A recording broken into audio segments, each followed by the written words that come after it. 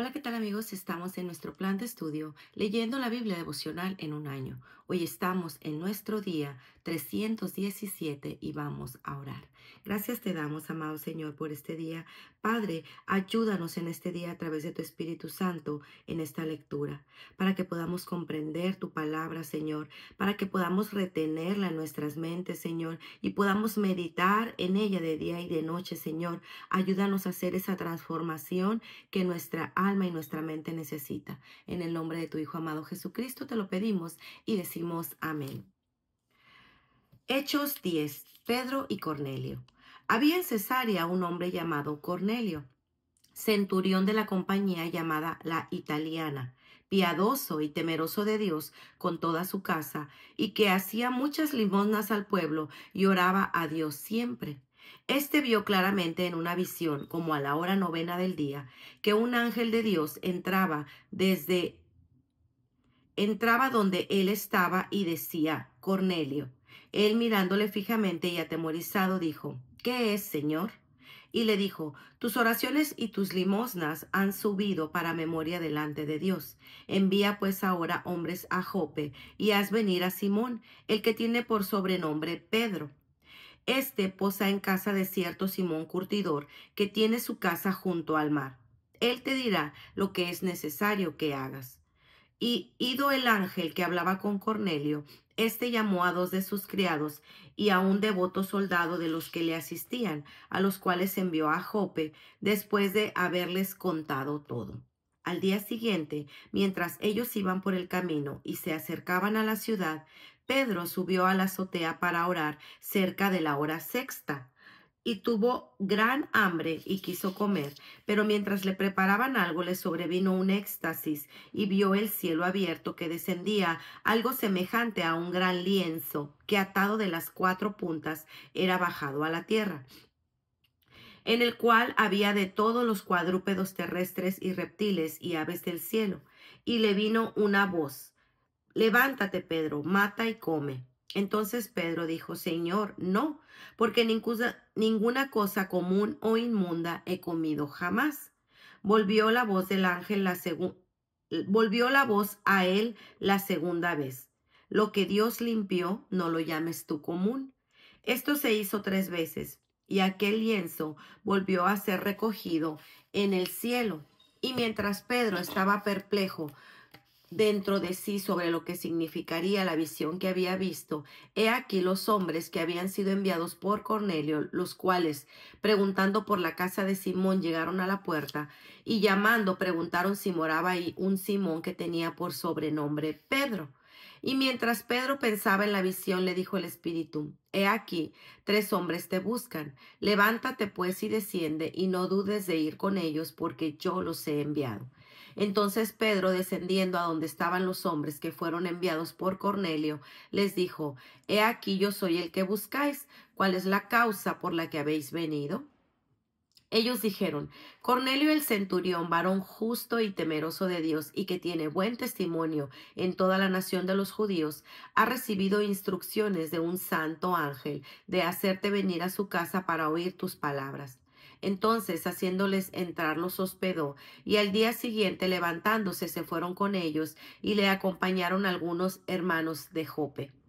Al otro día entraron en Cesarea, y Cornelio los estaba esperando, habiendo convocado a sus parientes y amigos más íntimos. Cuando Pedro entró, salió Cornelio a recibirle, y postrándose a sus pies adoró. Mas Pedro le levantó diciendo: Levántate, pues yo mismo también soy hombre. Y hablando con él, entró y halló a muchos que se habían reunido. Y les dijo: Vosotros sabéis cuán abominable es para un varón judío juntarse o acercarse a un extranjero, pero a mí me ha mostrado Dios que a ningún hombre llame común o inmundo. Por lo cual, al ser llamado, vine sin replicar. Así que pregunto: ¿por qué causa me habéis hecho venir? Entonces Cornelio dijo: Hace 4 días que a esta hora yo estaba en ayunas, y a la hora novena, mientras oraba en mi casa, vi que se puso delante de mí un varón con vestido resplandeciente, y dijo: Cornelio, tu oración ha sido oída y tus limosnas han sido recordadas delante de Dios.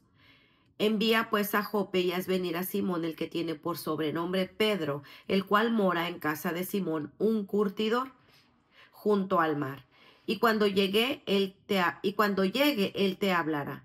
Así que luego envié por ti, y tú has hecho bien en venir. Ahora pues, todos nosotros estamos aquí en la presencia de Dios para oír todo lo que Dios te ha mandado. Entonces Pedro, abriendo la boca, dijo: En verdad comprendo que Dios no hace acepción de personas, sino que en toda nación se agrada del que le teme y hace justicia. Dios envió mensaje a los hijos de Israel anunciando el evangelio de la paz por medio de Jesucristo. Este es Señor de todos.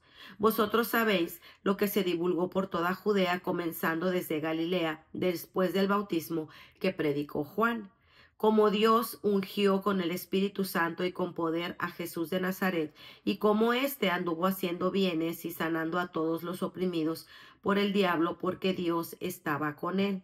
Y nosotros somos testigos de todas las cosas que Jesús hizo en la tierra de Judea y en Jerusalén, a quien mataron colgándole en un madero.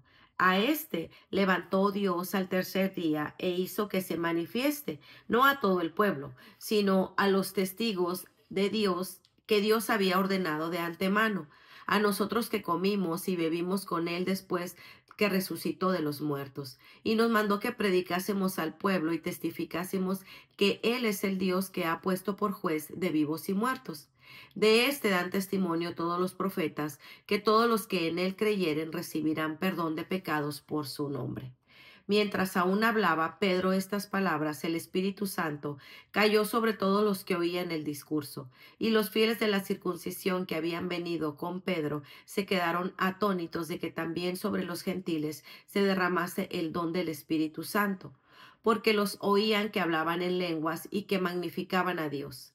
Entonces respondió Pedro: ¿Puede acaso alguno impedir el agua para que no sea bautizado estos que han recibido el Espíritu Santo también como nosotros? Y mandó bautizarles en el nombre del Señor Jesús. Entonces le rogaron que se quedase por algunos días. Hechos 11. Informe de Pedro a la iglesia de Jerusalén. Oyeron los apóstoles y los hermanos que estaban en Judea que también los gentiles habían recibido la palabra de Dios. Y cuando Pedro subió a Jerusalén, disputaban con él los que eran de la circuncisión, diciendo: ¿Por qué has entrado en casa de hombres incircuncisos y has comido con ellos?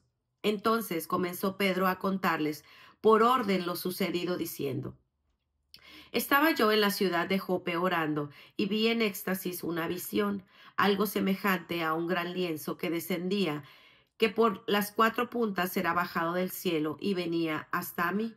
Cuando fijé en él los ojos, consideré y vi cuadrúpedos terrestres y fieras y reptiles y aves del cielo, y oí una voz que me decía: Levántate, Pedro, mata y come. Y dije: Señor, no, porque ninguna cosa común o inmunda entró jamás en mi boca. Entonces la voz me respondió del cielo por segunda vez: Lo que Dios limpió, no lo llames tú común. Y esto se hizo 3 veces, y volvió todo a ser llevado arriba al cielo. He aquí luego llegaron 3 hombres a la casa donde yo estaba, enviado a mí desde Cesarea. Y este espíritu me dijo que fuese con ellos sin dudar. Fueron también conmigo estos 6 hermanos, y entramos en casa de un varón, quien nos contó cómo había visto en su casa un ángel que se puso en pie y le dijo: Envía hombres a Jope y haz venir a Simón, el que tiene por sobrenombre Pedro. Él te hablará palabras por las cuales serás salvo tú y toda tu casa. Y cuando comencé a hablar, cayó el Espíritu Santo sobre ellos también, como sobre nosotros al principio. Entonces me acordé de lo dicho por el Señor cuando dijo: Juan ciertamente bautizó en agua, mas vosotros seréis bautizados con el Espíritu Santo. Si Dios, pues, les concedió también el mismo don que a nosotros, que hemos creído en el Señor Jesucristo, ¿quién era yo que pudiese estorbar a Dios?